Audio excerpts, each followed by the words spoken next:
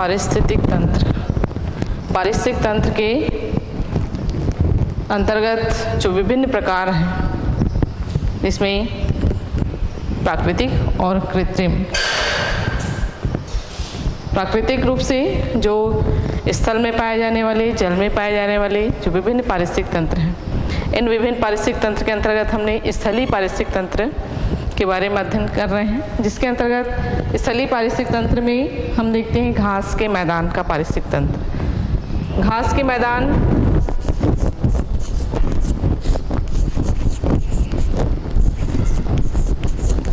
के मैदान पारिस्थितिक तंत्र।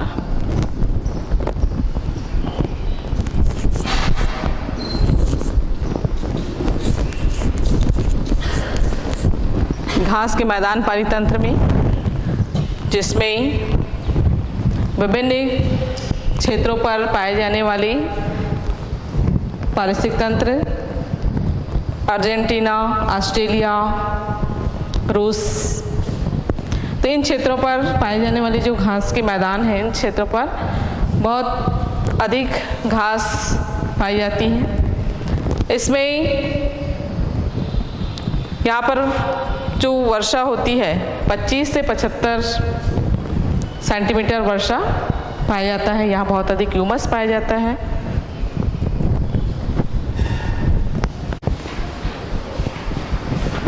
तो घास के मैदान पारितंत्र के अंतर्गत जो कि विभिन्न क्षेत्रों पर पाए जाने वाली जो घासें हैं, लगभग सभी स्तर पर सामान्य होती हैं।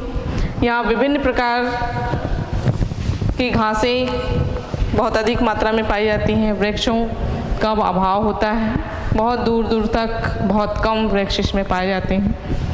बहुत अधिक यहाँ की ह्यूमस होती है। यह क्षेत्र बहुत अधिक उपजाऊ होता है। तो इस क्षेत्र में, घास के मैदान के क्षेत्र में बहुत अधिक घासें जो पाई जाती हैं उपजाऊ क्षेत्र को निर्मित करती हैं। ह्यूमस अधिक होने के कारण यहाँ का जो वार्षिक वर्षा है 25 से 75 सेंटीमीटर वार्षिक वर्षा होती है। इसमें घास के मैदान पारिस्थितिक तंत्र भारत में लगभग 8% भाग में घास के मैदान हैं।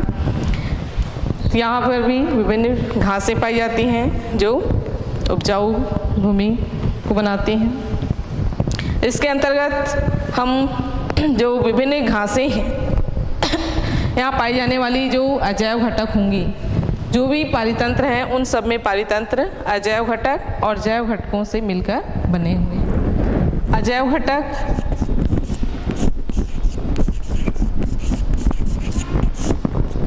वहाँ की जलवायु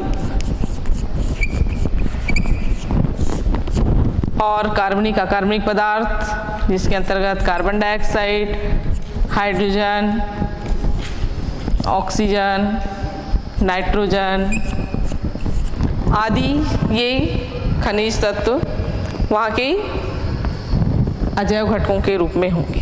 तो ये अजैव घटकों के आधार पर वहाँ जितने भी पादप हैं, पौधे हैं, जो घास हैं, ये अपनी आवश्यकताओं की पूर्ति वायुमंडल से अजैव घटकों के रूप में इन तत्वों को ग्रहण करते हैं। जैविक घटक के अंतर्गत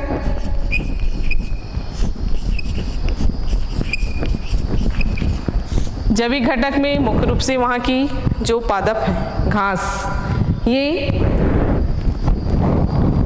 जैविक घटक के अंतर्गत आएंगे।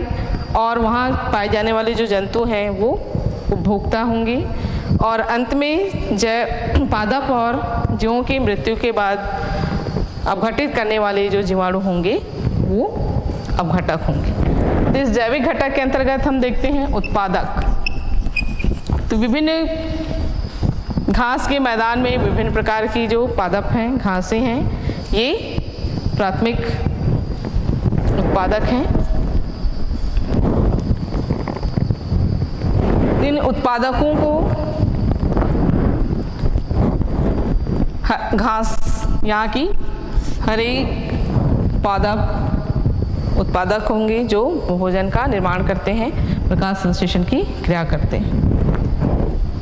उत्पादक के बाद जैविक घटक के अंतर्गत दूसरा जो घटक है उपभोक्ता।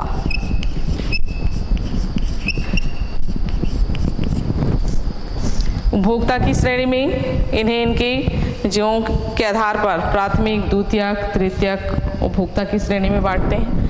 तो प्राथमिक उपभोक्ता के अंतर्गत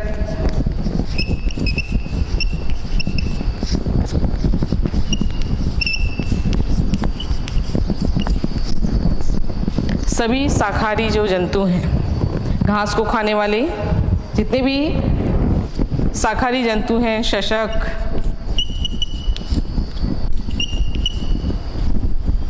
सशक, गाय, बकरी,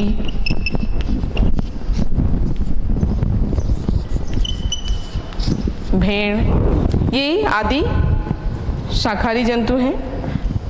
इसलिए नहीं केवल पादपों पर निर्भर करते हैं। तो इस प्रकार के जंतु क्या कहलाते हैं? शाकाहारी।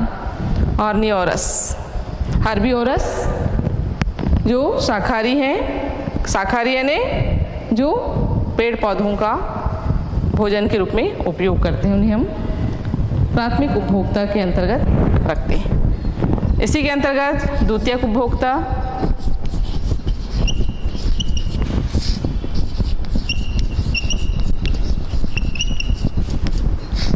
द्वितीयक उपभोक्ता वे होते हैं जो शाकाहारी जंतु को खाते हैं। तो ये शाकाहारी को खाने वाले जंतु कहलाएंगे मांसाहारी जंतु। इस मांसाहारी जंतु के अंतर्गत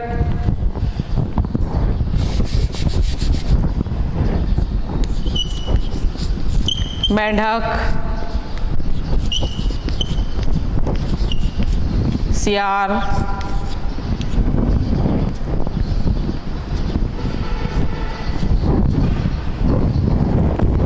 आदि जीव इस द्वितीयक उपभोक्ता की श्रेणी में आएंगे, जो कि क्या है? मांसाहारी होते हैं। कार्निवोरस, तो ये मांस इनको प्राथमिक उपभोक्ता से प्राप्त होता है। प्राथमिक उपभोक्ता जो शाकाहारी जीव हैं, शाकाहारी जीव को खाने वाले दूसरे जो जीव होंगे मांसाहारी जीव। मांसाहारी जीव को खाने वाले तृतीयक जीव, तृतीयक उपभोक्ता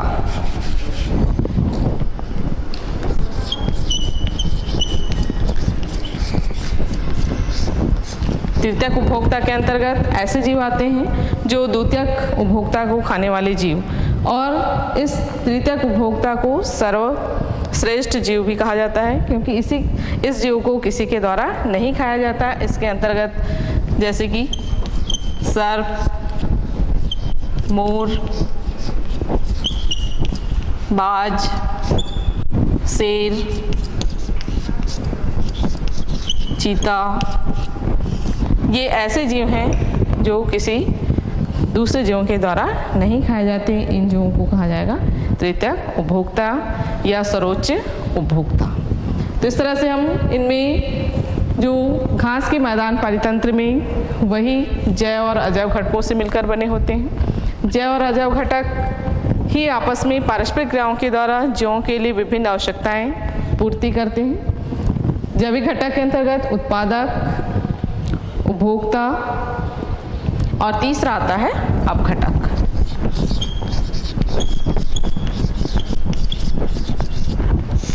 अपघटक के अंतर्गत सूक्ष्म जीव जिसमें कवक, जीवाणु आदि जीव आएंगे, या एक्टिनोमाइसीट्स के अंतर्गत आने वाले जीव आते हैं। तो ये अपघटक सभी जीवों को अपघटित जब उनकी मृत्यु होती है, उपभोक्ता, प्राथमिक उपभोक्ता, द्वितीयक उपभोक्ता, तृतीयक उपभोक्ता और उत्पादक, इन सभी जीवों की मृत्यु होता है। तो मृत्यु होने के बाद अपघटकों के द्वारा अपघटित कर लिए जाते हैं, जिससे ये पुनः वातावरण में वापस कार्बनिक तत्व या लवण, गैस वातावरण में मुक्त कर लिए जाते हैं, और पुनः इन तत्वों का फिर से पादपों के द्वारा, घास के द्वारा ये अवशोषित कर लिए जाते हैं। तो इस तरह से एक पारिस्थितिक तंत्र जीवों में पोषण पदार्थों का स्थानांतरण होता रहता है। इन पोषक स्तरों को ग्राफ के रूप में भी बता सकते हैं। सबसे निचले आधार पर हम देखते हैं उत्पादक होता है। उत्पादक, इसमें हम ले सकते हैं घास। इसको खाने वाले दूसरे जो जीव होंगे प्राथमिक उपभोक्ता, जिसके अंतर्गत जैसे कि मेंढक, कीट आदि। इसी तरह इनको खाने वाले द्वितीयक उपभोक्ता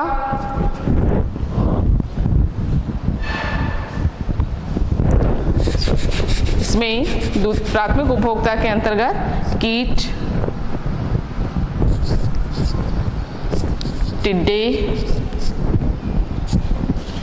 या शाकाहारी जीव के अंतर्गत गाय, बकरी,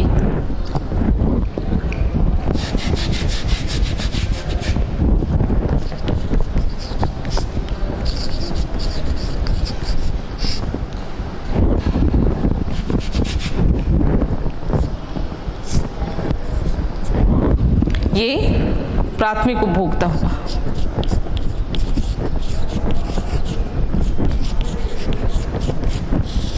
प्राथमिक उपभोक्ता को खाने वाले दूसरे जो जीव हैं जैसे कि मेंढक, शशक, ये द्वितीयक उपभोक्ता की श्रेणी में होंगे।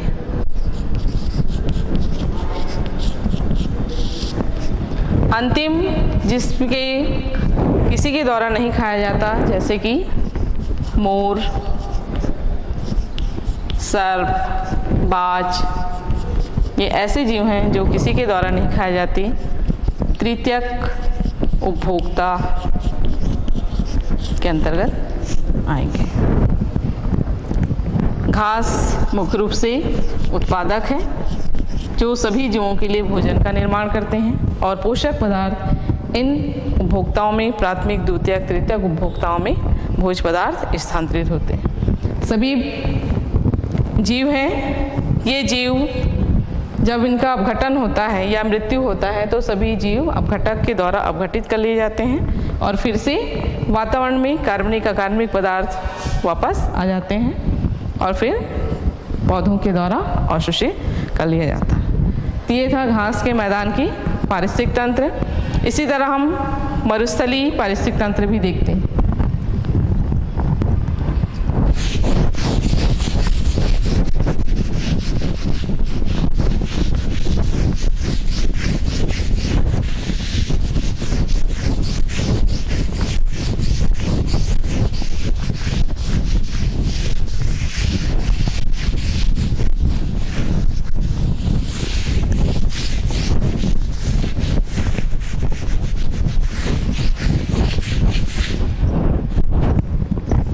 घास के मैदान पारितंत्र के बाद स्थलीय पारितंत्र में हम देखते हैं मरुस्थलीय पारितंत्र।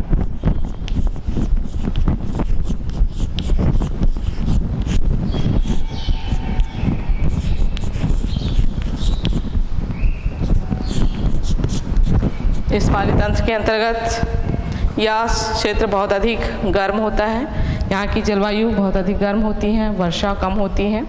इसमें लगभग 25 सेंटीमीटर से कम वर्षा होता है। यहाँ वाष्पीकरण की क्रियाएं ज़्यादा होती हैं। दिन का तापक्रम अधिक होता है, रात के तापक्रम कम होते हैं। तो यहाँ पर पाए जाने वाली जो जितनी पादप हैं बहुत कम मात्रा में पाई जाती हैं या पाई जाती हैं तो ये जल स्रोत वाले स्थानों पर पाए जाते हैं। तो इस प्रकार यहाँ पर कुछ झाड़ियाँ प्रकृति के पादप हो सकते हैं या कटीले पादप होते हैं जो पानी की कमी को सहन करते हैं या उनमें ऐसे अनुकूलताएं पाई जाती हैं जिससे ये कम पानी में भी जीवित रह सकते हैं। तो इस प्रकार के प्लांट मरुस्थलीय पारितंत्र के अंतर्गत आते हैं और ये सबसे बड़ा विश्व का सबसे बड़ा गर्म मरुस्थल कौन सा मरुस्थल है? सहारा का मरुस्थल। कौन सा मरुस्थल? सहारा का मरुस्थल। इसी तरह ठंडा मरुस्थल, एक जो मरुस्थल है वह ठंडा जिस क्षेत्र में गोबी का मरुस्थल, चीन का गोबी मरुस्थल जो ठंडा होता है, वहाँ तापक्रम बहुत कम रहते हैं। इसी तरह इसमें भारत में जो मरुस्थलीय भाग हैं उत्तर पश्चिम में, बड़े मरुस्थल के रूप में उत्तर पश्चिम भाग, और पंजाब, हरियाणा, गुजरात ये छोटे मरुस्थल के रूप में। तो यहाँ पर टेम्परेचर जो होता है 44 से 55 डिग्री सेंटीग्रेड पर होता है। जो सहारा मरुस्थल है वहाँ का तापक्रम 55 डिग्री सेंटीग्रेड होता है। सबसे गर्म स्थान है सहारा का मरुस्थल। यहाँ मरुस्थलीय पारितंत्र जिसमें सबसे अधिक वाष्पीकरण, तापक्रम अधिक, दिन में तापक्रम अधिक और रात में कम होता है सहारा मरुस्थल।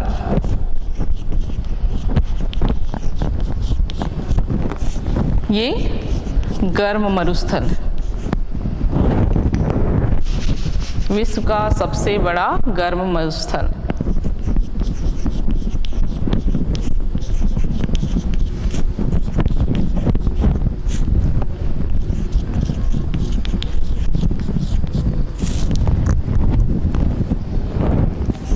इसी तरह चीन का गोबी मरुस्थल,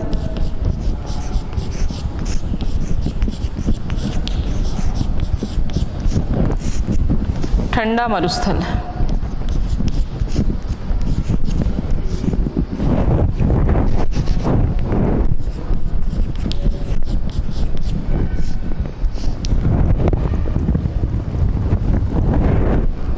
चीन का गोबी मरुस्थल ठंडा मरुस्थल, और सबसे बड़ा जो मरुस्थल है सहारा का मरुस्थल। भारत में कौन कौन से क्षेत्र में मरुस्थलीय भाग हैं?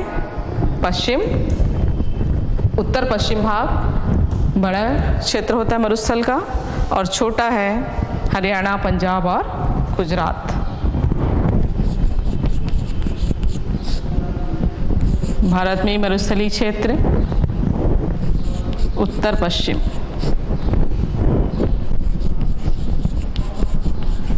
उत्तर पश्चिम का बड़ा मरुस्थल है।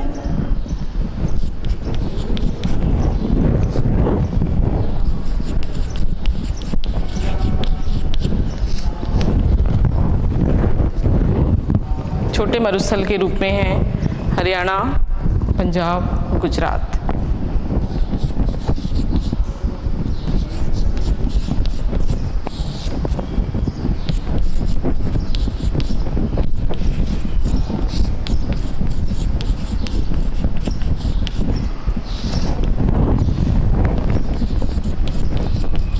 छोटे मरुस्थल।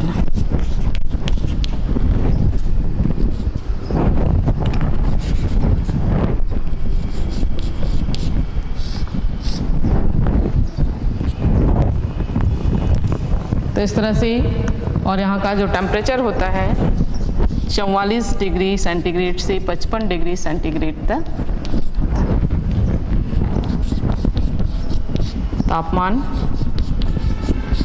44 से 55 डिग्री सेंटीग्रेड तक होते हैं। तो ये है मरुस्थलीय पारितंत्र। अब इसके बाद आते हैं हम स्थलीय पारितंत्र के अंतर्गत पर्वत जियोम या पर्वत पारितंत्र।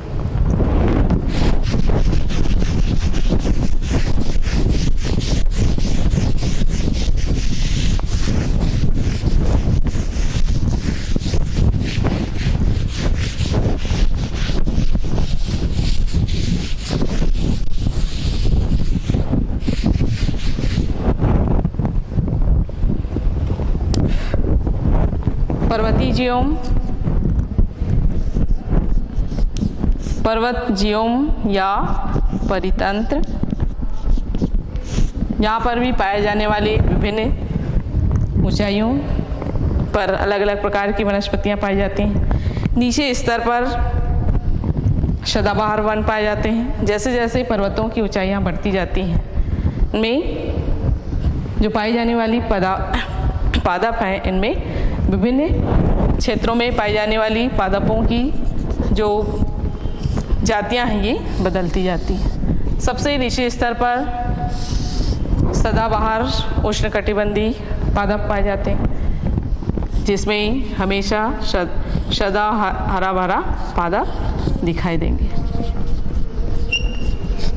उष्णकटिबंधीय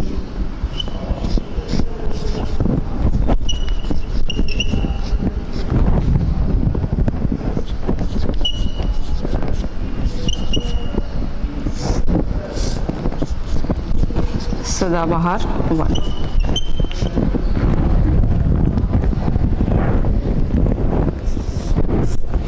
विभिन्न क्षेत्रों में इसको बांटा गया है, पर्वतों की ऊंचाई के आधार पर और विभिन्न अक्षांशों के आधार पर। निचले स्तर पर, सबसे निचले स्तर पर है, ऊंचाई के आधार पर, एक तरफ अक्षांश के आधार पर लिया गया है।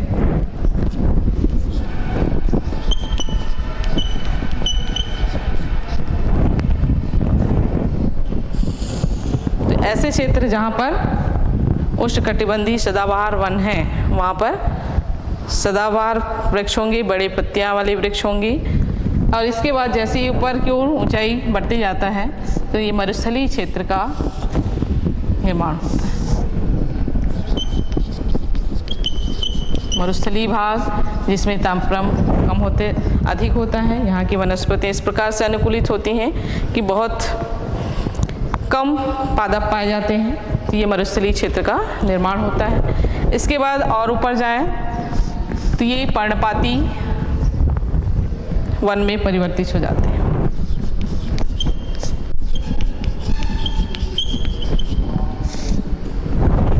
पर्णपाती वन जिसके अंतर्गत कुछ समय के लिए इसमें स्पष्ट रूप से ग्रीष्म और शीत ऋतु स्पष्ट हो जाती हैं और शीत ऋतु के अंतर्गत कुछ समय बाद अपनी पत्तियों को ये पौधों से अलग कर लेते हैं, जिससे पत्तियां गिर जाती हैं और फिर नए पत्तियों का आगमन होता है। तो इस तरह से ये पत्तियां इसमें पर्णपाती वन में विभिन्न पत्तियां गिरती जाती हैं और पुनः नई पत्तियों का विकास होता है।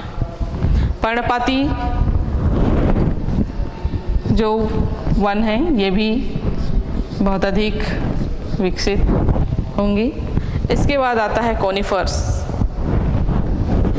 जिसमें पादपों का जो विकास है आवृंत बीजों के रूप में होता है।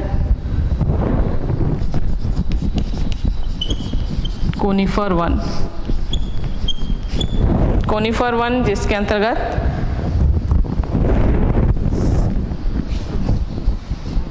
जो साल भर हरे भरे वृक्ष के रूप में रहते हैं।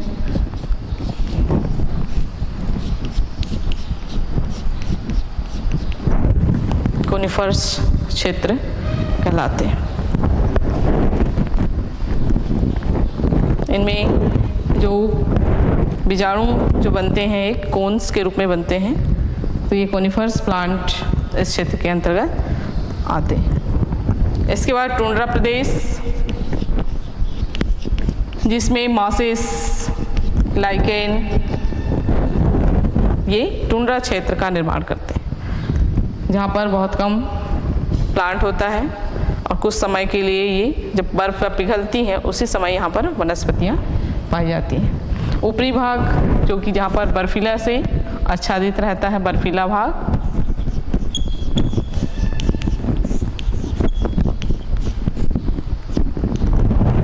तो जैसे जैसे पहाड़ों की ऊंचाई पर जाते हैं, अधिक ऊंचाई पर बर्फ़ जमे होते हैं। निचले स्तर पर बर्फ़ जहाँ पर नहीं है या प्रकाश की बहुत कम पहुँच पाते हैं घने वृक्षों के कारण, यहाँ पर की वनस्पतियाँ विभिन्न प्रकार की होती हैं। इस तरह से हम पर्वत पारितंत्र में हम जब देखते हैं, विभिन्न क्षेत्रों में जाते हैं, तो ये इसमें एक साथ विभिन्न पारिस्थितिक तंत्र हमको दिखाई देता है अलग अलग ऊंचाइयों पर जब जाते हैं। वन पारिस्थितिक तंत्र में हमने जैसे ही देखा टैगा प्रदेश, उष्णकटिबंधीय वन, उष्णकटिबंधीय सवाना का क्षेत्र, घास का मैदान, तो ये विभिन्न क्षेत्र ये विभिन्न ऊंचाई के आधार पर होता है। तो इसमें पर्वतीय क्षेत्र में उष्णकटिबंधीय मरुस्थल क्षेत्र, पर्णपाती वन, कोनिफर्स और टुंड्रा प्रदेश। तो अलग अलग जैसे हम अक्षांश में जाते हैं तो वैसे ही ऊपर की ओर अलग अलग वनस्पतियाँ पाई जाती हैं। तो वहाँ की जलवायु के आधार पर, वहाँ पर पाए जाने वाले जो उपभोक्ता हैं उस वनस्पति के आधार पर उनको भोजन के रूप में ग्रहण करते हैं। तो अलग अलग क्षेत्रों में कुछ अलग अलग प्रकार के जंतु हैं और वहाँ की अनुकूलता के आधार पर वो जीवित रहते हैं। इसी तरह हम देखते हैं जलीय जीवों। ये था घास के मैदान, स्थलीय पारितंत्र और पर्वत पारितंत्र, जो कि स्थलीय प्राकृतिक पारितंत्र के अंतर्गत आते हैं। इसके पहले भी हम वन पारितंत्र के अंतर्गत पढ़े और टुंड्रा प्रदेश के बारे में पढ़े।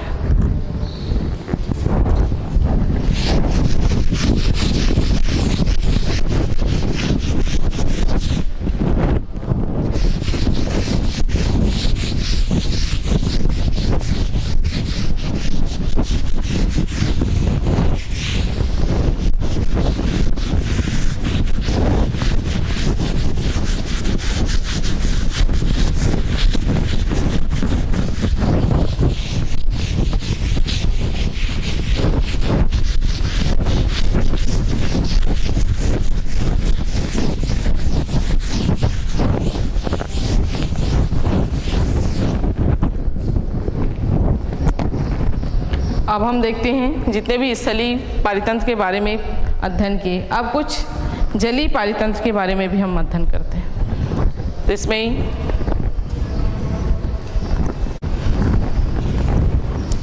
इसके अंतर्गत स्थलीय पारितंत्र के बाद हम देखते हैं जलीय जीवोम या जलीय पारितंत्र, जिसके जल के अंदर विभिन्न प्रकार की जैव और अजैव घटक दोनों ही मिलकर जीवों का विकास होता है। इसमें अलग अलग जीवों के आधार पर जीवों में जो पाई जाने वाली विभिन्न नदी या तालाबों में बनाए गए जो पारितंत्र हैं, उन पारितंत्र में विभिन्न गहराइयों के आधार पर उनका देखा गया है। तो मुख्य रूप से जो स्थलीय पारितंत्र या तालाब पारितंत्र हैं, इनमें बहुत अधिक विविधता पाई जाती है। जलीय जो पारितंत्र होते हैं, स्वच्छ जलीय और अस्वच्छ जलीय, स्वच्छ जलीय और दूसरा समुद्री जलीय।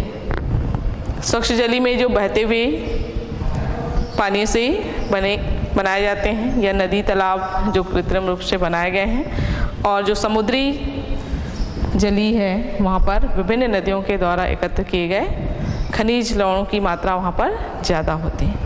तो इसमें हम देखते हैं तालाब पारितंत्र जिसके अंतर्गत मुख्य रूप से 3 प्रकार से तालाब निर्मित हो सकते हैं।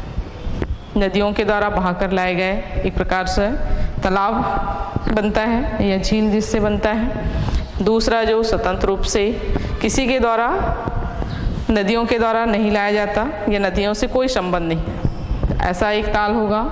और एक ताल जो कि कृत्रिम रूप से बांध के द्वारा बनाए जाते हैं, डैम नदियों को रोककर एक पानी संग्रहित कर लिया जाता है, वहाँ पर भी विभिन्न प्रकार के जीव जंतु पाए जाते हैं। तो इसमें पारितंत्र के अंतर्गत मुख्य रूप से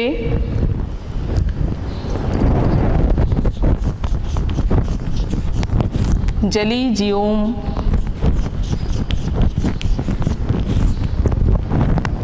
या पारितंत्र,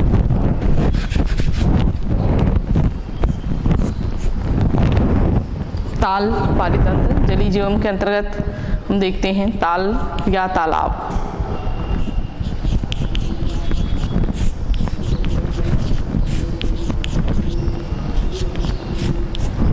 विभिन्न गहराइयों के आधार पर यहाँ पर 3 प्रकार की क्षेत्र, वेलांचल प्रदेश, सरोवरी क्षेत्र, जीव प्रदेश और अगाध प्रदेश। तालाब में विभिन्न प्रकाश की उपस्थिति पर विभिन्न प्रकार के जीव जंतु पाए जाएंगे, जहाँ पर पर्याप्त रूप से प्रकाश जल सतह पर पाई जाता है।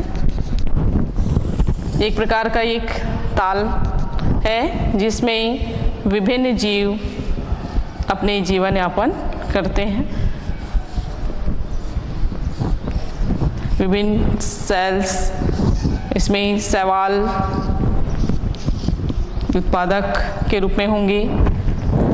सबसे किनारे पर यहाँ पर जहाँ पर प्रकाश पर्याप्त रूप से पाया जाता है, उन क्षेत्रों पर जड़ युक्त पादप पाए जाते हैं।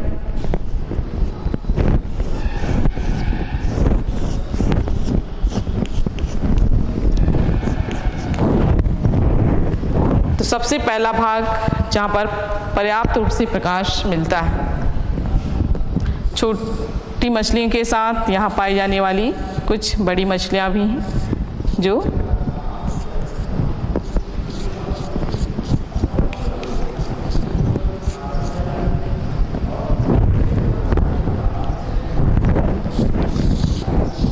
तालाब के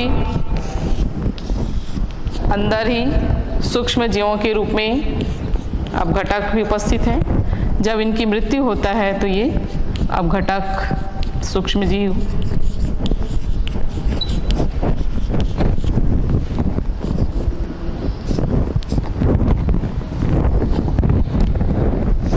शैवाल,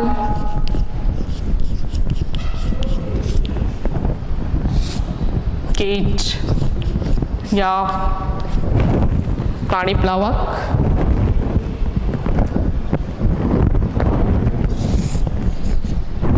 छोटी मछलियाँ,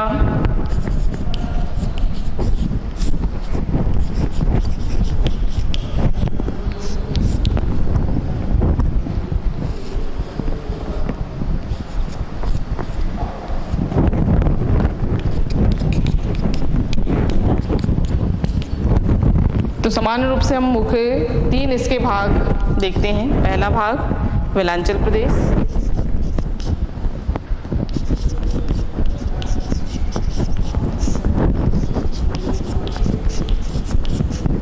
जिसमें पर्याप्त रूप से प्रकाश मिलता है और यहाँ पर पाई जाने वाली पादप जड़युक्त होती हैं, या तो स्वतंत्र तैरती हुई होती हैं या तालाब के किनारे पर स्थित होती हैं जो स्थिर भी होती हैं। कुछ पादप ऐसे होते हैं जो भूमि के जल के अंदर पानी में डूबे होते हैं और कुछ भाग पानी की सतह पर तैरती रहती हैं। वेलांचल प्रदेश में पूर्ण रूप से प्रकाश पहुंचता है और यहाँ पर पाई जाने वाली जो जीव हैं या तो शैवाल हैं और जड़युक्त पादप प्लांट।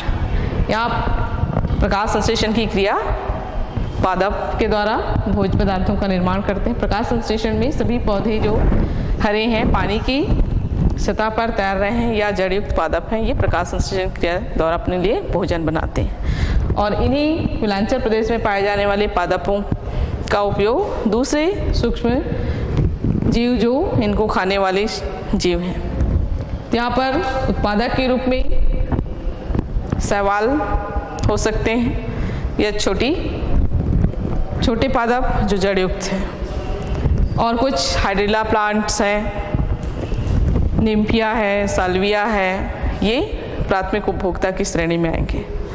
प्राथमिक उत्पादक की श्रेणी में आएंगे जो भोजन का निर्माण करते हैं। दूसरा जो क्षेत्र होता है वेलांचल के बाद सरोवरी क्षेत्र,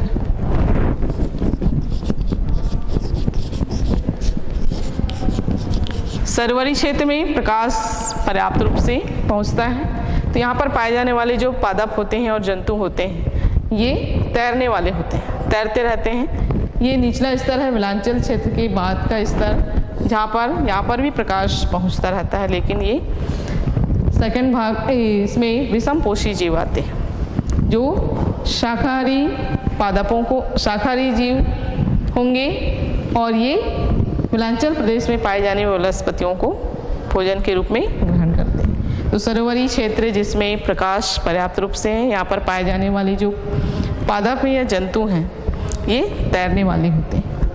तीसरा क्षेत्र जो होता है जिसके अंतर्गत अगाध प्रदेश, यहाँ प्रकाश नहीं पहुँच पाता।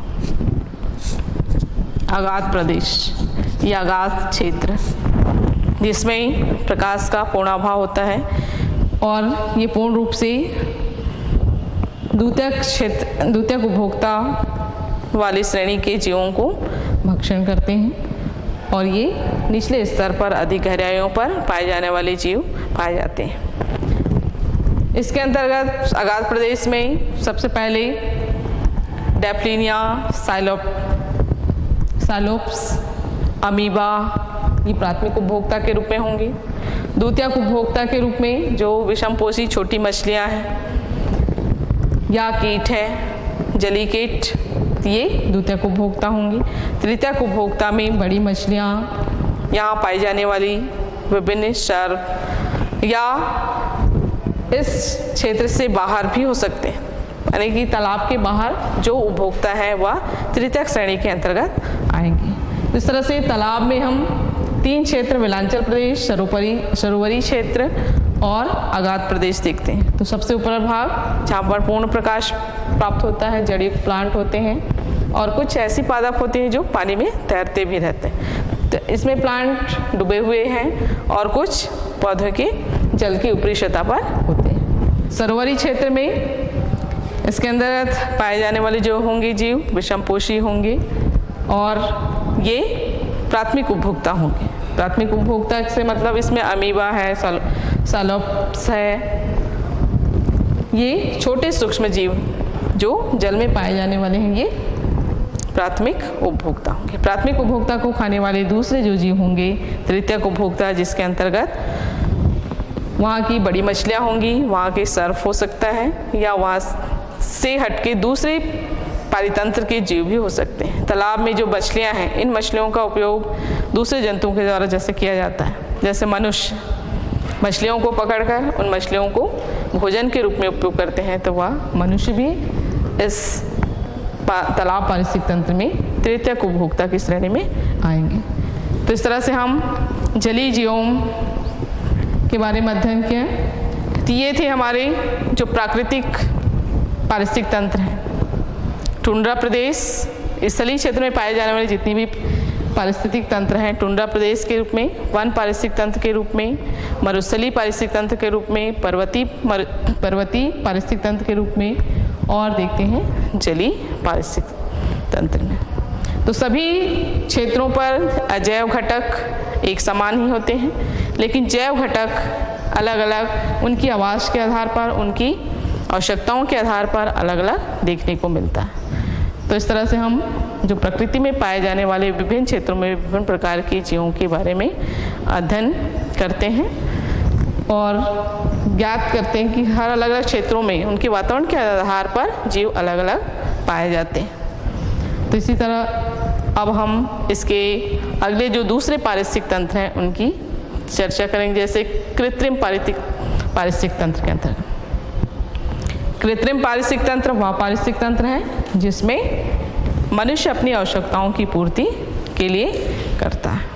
तो इसका अध्ययन हम अगले पीरियड पर अध्ययन करेंगे। धन्यवाद।